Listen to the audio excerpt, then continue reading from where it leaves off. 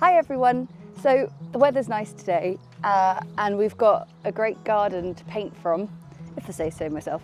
We're very proud of it. We've got a few new bits and pieces in there. This looks a bit sad at the moment, but this is a new climbing rose we've got, which has just been planted on the corner of the office, so we're hoping it's going to go all the way up. But that is a really nice rose for another time. But today we're going to paint the rose that has been looking absolutely amazing in the garden for a few years now, and is Ant's pride and joy, and it's called the Sunset Rose. And here it is, looking really gorgeous on our pergola. And there's Ant capturing a little bit of extra footage. But what we're going to do today is we're going to do a timed painting, because timed painting is a really fantastic way of building up your creative confidence. So we're going to limit our time, which means we have to capture the whole scene in 1 minute, then 5 minutes, and finally 10 minutes.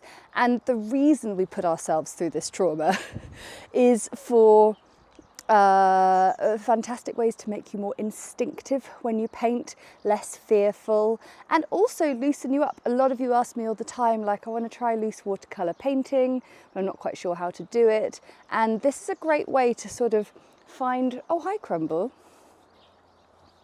What do you think about loose watercolour painting? Come on, buddy.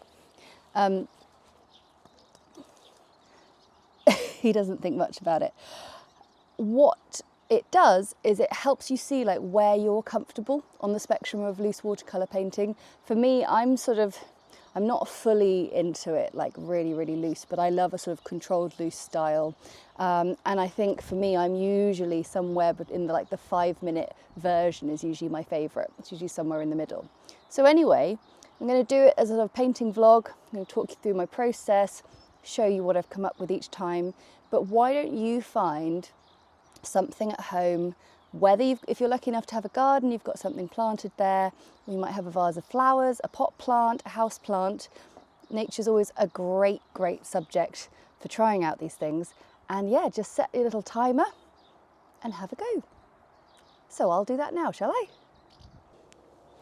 So here I am at my garden table, ready to paint the rose ahead of me, which we'll show you in a second. But what do we need for timed painting? Well, you need a timer. So on my phone, I've just got the clock app with the timer setting. But what I recommend is adding 10 seconds onto the amount of time, which allows you to press start, put it down, and then going with the full amount of time.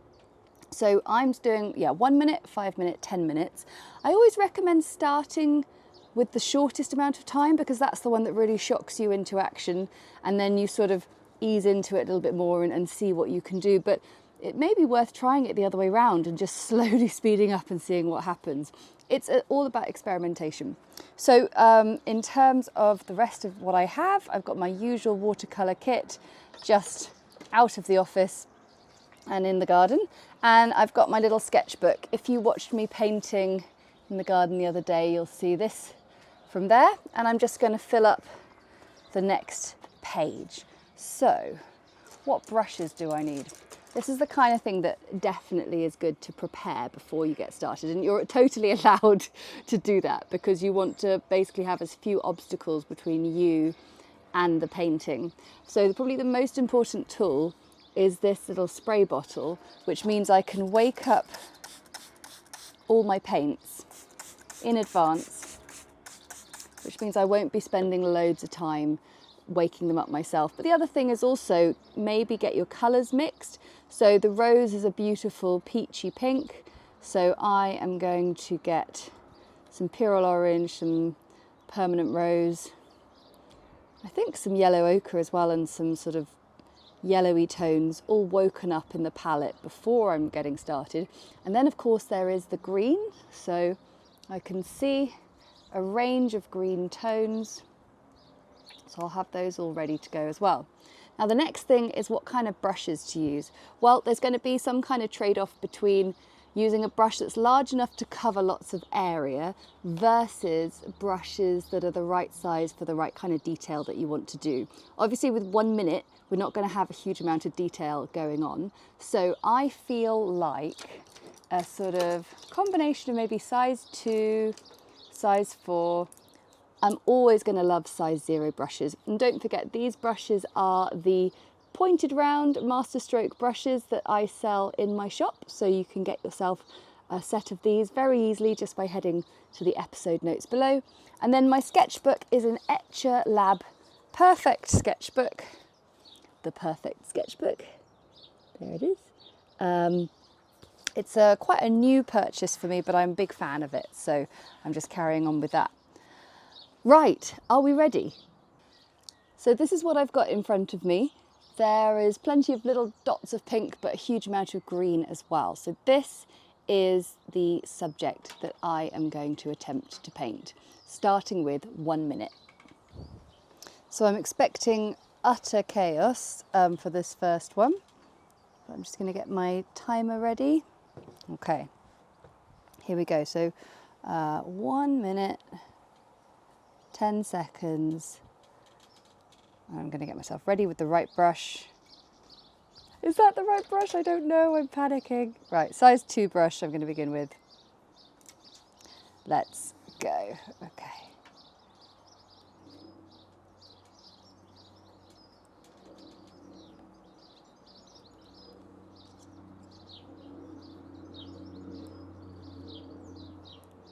And actually, I've just looked at the timer and I've only done 10 seconds so far, so I'm actually quite pleased with this.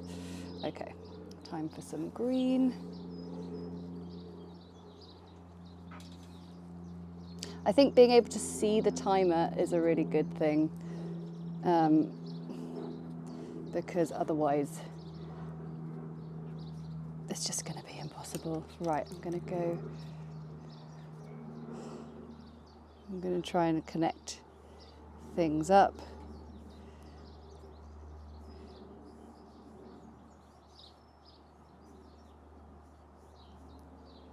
And then get a bit of deep step green in there.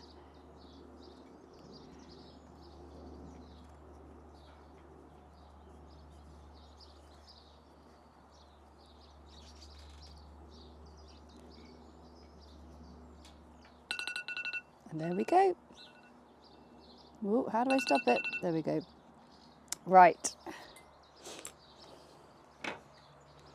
There is my piece. And you know what? I don't hate it, but of course it is very, very limited in terms of what I could achieve. So we're going to reset and go for 5 minutes. So there's my view, and getting myself ready once again. There we are. And now I'm going to set the timer for 5 minutes. Getting everything ready to go, thinking about whether I'm going to start in the same place or not. But yeah, I think let's go.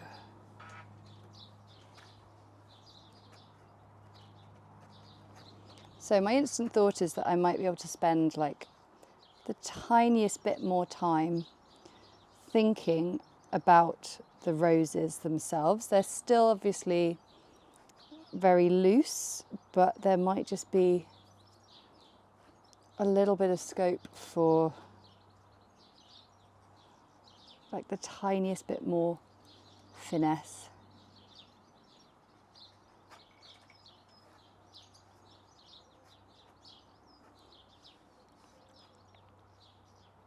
But I'm still insisting on using a brush that is probably a little bit big, if I'm brutally honest, because I just want to get the colour down as fast as possible. And also this is a beautiful rose it's called a sunset rose, and it has got multiple colours in it.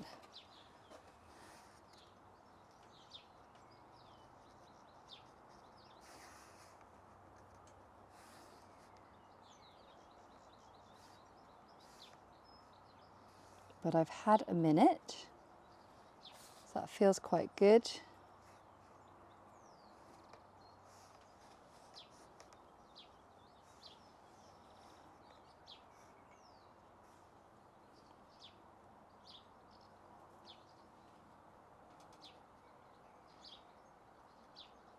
Okay.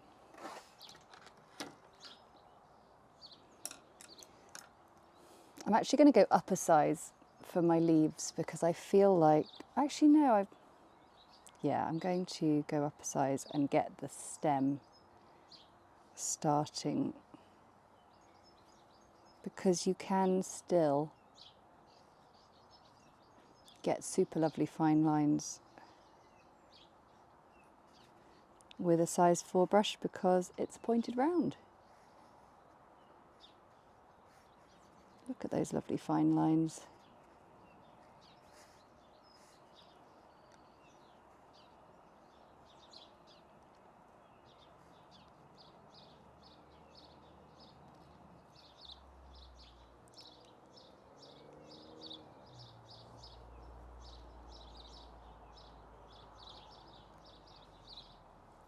Just hoping this brush will capture the leaves as I want, but I don't feel it's going to. So I'm actually going to go right down to a size 0, and I thought I was pondering things too much and I need to speed up a little bit, I think, to try and be able to capture all of this, because what I really want is to emphasize the importance of trying to capture the whole thing.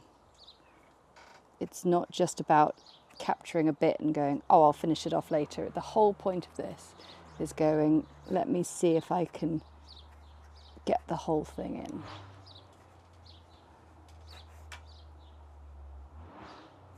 Some noisy driver on the road. So what I quite like with a lot of this is I can just take water and just stretch out what I've already got.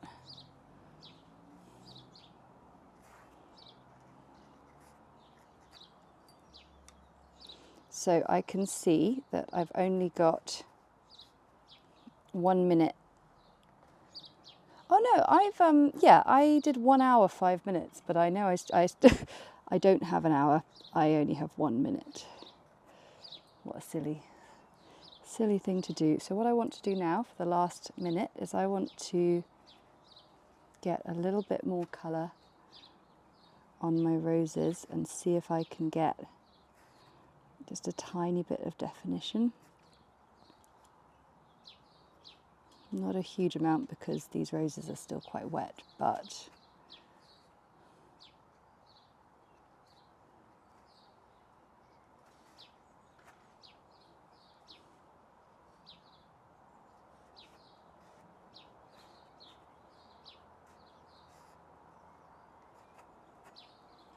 so I'm constantly trying to look up. Okay, now I'm just going to take a large size 8 brush and just get in there with some colour. 8 seconds left.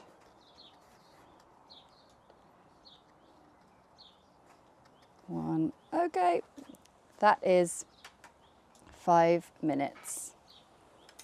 And you know what? I'm quite pleased with that. There you go. So if we hold that up.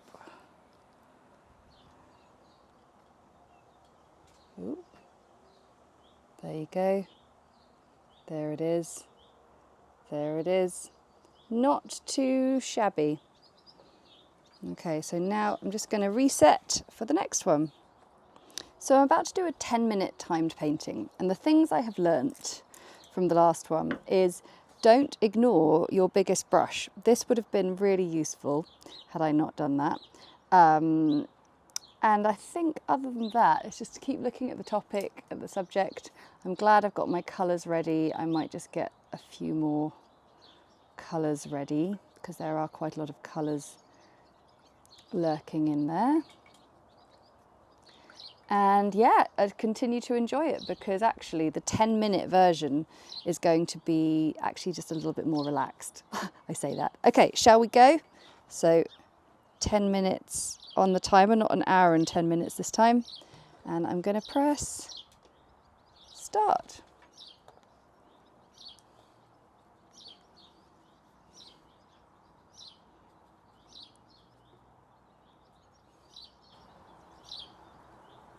The key thing, I think, when you're painting flowers small like this is unpainted space. You see these little gaps that I'm giving these petals?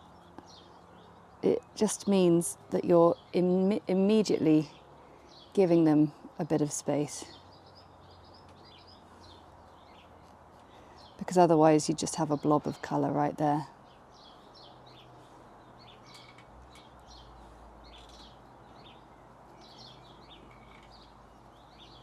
Just by anchoring everything into the middle.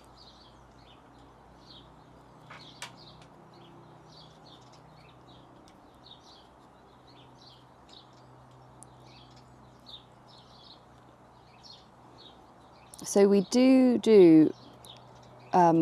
twice a month on Patreon little timed painting sessions in the watercolour hangouts. Sometimes they are quite like this, like quite quick, quite tight. And sometimes we do 20-minute paintings. And those are lovely because they're a sort of combination of being in a fairly sort of fun, relaxed environment, as well as feeling like you are pushing yourself a little bit, but it's still nice and fun. Whereas this feels very focused, and I feel I should be given extra points for also talking whilst painting at the same time. Although Ant could just put some nice incidental music over the top.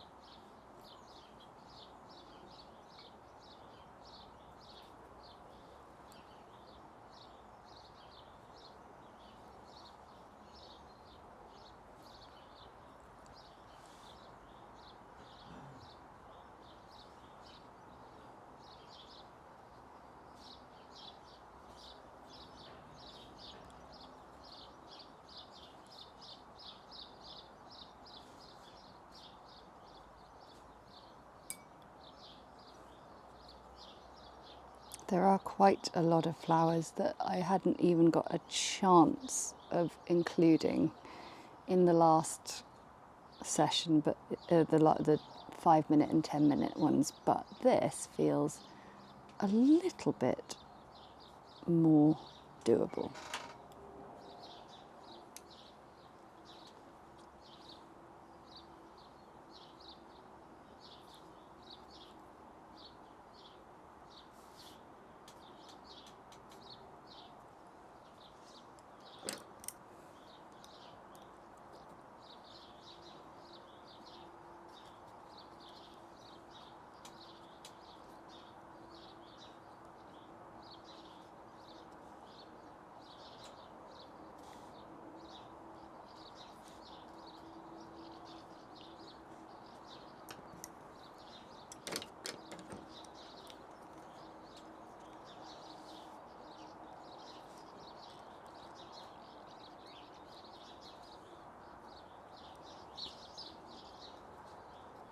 I think the leaves are the thing I seem to get a little bit stuck on, because I want my leaves to have nice shapes, but actually I've got to remind myself, just as long as I'm using the curve of the brush, it's going to be okay.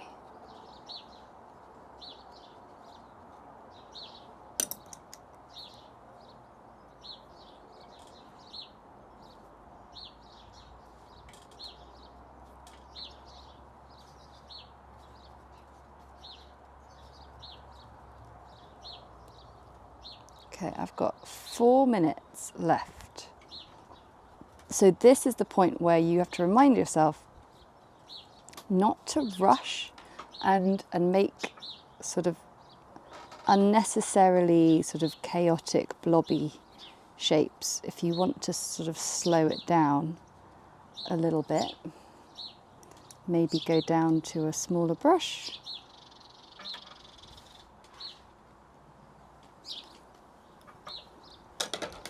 Whoops, and the wind's picking up.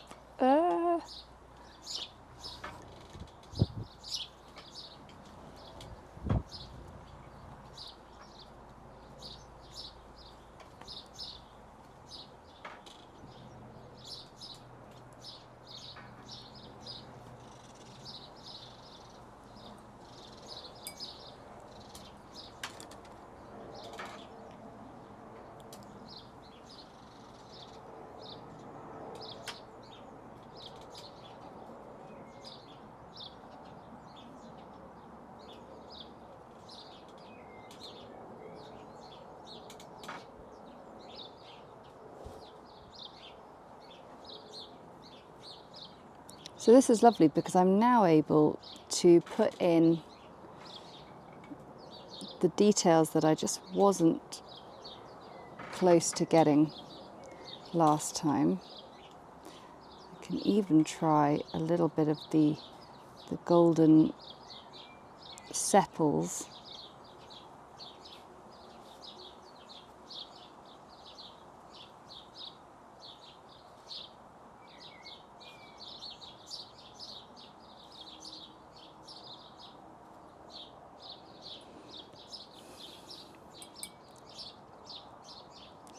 Two and 3/4 minutes left. Actually pausing for a second just to sort of survey the scene. I think I'm going to pop in the little sepals that come up the buds.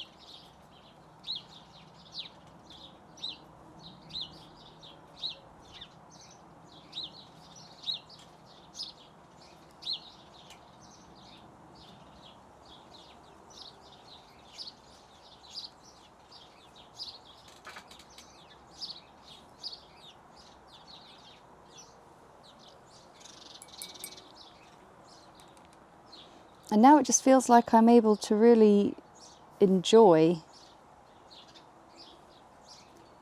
placing in a few last little detailed moments.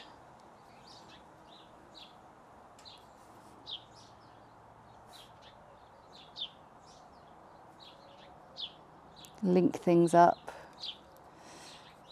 But it needed to have the confidence and the speed of doing the previous two.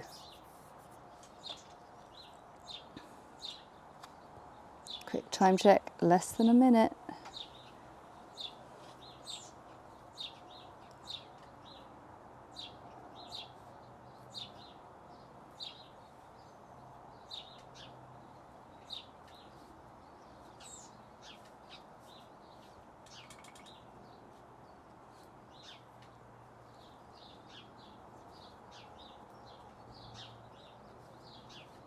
And now I'm really able to have some fun and get a bit more expressive and creative with the stem, fill it out in a way that I haven't had a chance to previously. I'm really thrilled with this. Can I get a little bit more in on the flowers? Let's see.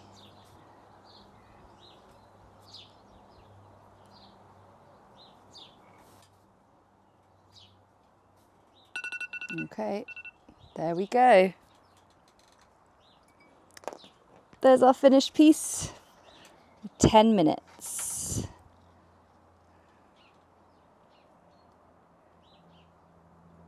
that's rather nice. So let's remind ourselves, that was 5 minutes. I'm gonna just write that down, 5 minutes. No, it wasn't, Harriet, it was 1 minute, my goodness. So there's something about that that's very, very expressive, but it is ultimately very much a scribble. Then we've got this is 5 minutes, which is kind of fun. I'm taking the style that I painted in previously and just building it and seeing if I can get more in there, having learned about maybe getting the larger brush in. And then finally, 10 minutes over here. I think this does have to be my favourite, because for me that's a combination of the playfulness and the loose energy of the previous two, but also managing to get in some more detail on the leaves, on the flowers, on the stems. So that was a very, very useful exercise. And I'm quite pleased with the colour matching as well. That's done pretty good. Oops, get caught on the rose. So there we are.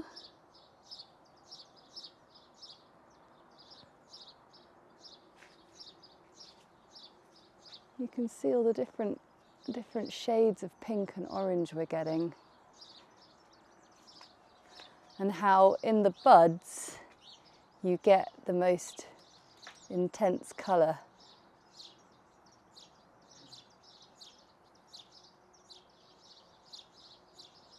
So I also think this is a really helpful method of knowing where on earth to start when painting something as big and as grand as this. So before you get too focused in on sort of creating something really accurate and really proper, get your sketchbook out, set a timer, and you'll be very pleasantly surprised.